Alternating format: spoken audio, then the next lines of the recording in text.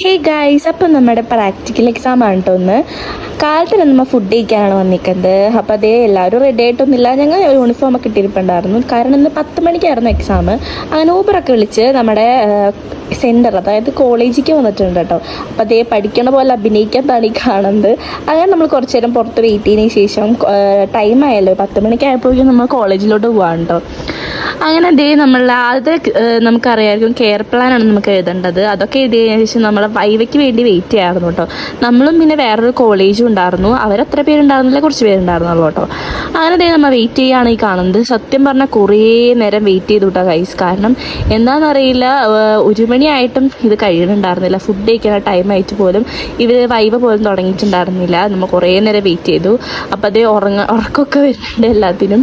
അതേ നമ്മൾ ഫുഡ് കഴിക്കാനായിട്ട് ഒരു കടയിൽ കയറിയായിരുന്നു. അതായത് ഉച്ചയപ്പോൾ കോളേജിന് ഓപ്പോസിറ്റുള്ള ഒരു ജ്യൂസ് കടയിൽ കയറി. പിന്നെ അത് കഴിഞ്ഞ് 3 മണിയായപ്പോഴായിരുന്നു വൈവ തുടങ്ങിയത്.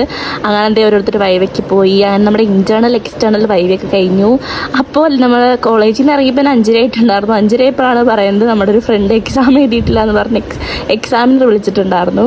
അതൊക്കെ ശേഷം കഴിഞ്ഞ് നമ്മൾ വീണ്ടും ഊബർ വിളിച്ച് കോളേജിൽ പോവാണ്. നമ്മൾ മന്തി ഓർഡർ ചെയ്തിട്ടുണ്ടായിരുന്നു. അതിനാണ് നമ്മൾ നേരത്തെ തന്നെ പോണത്.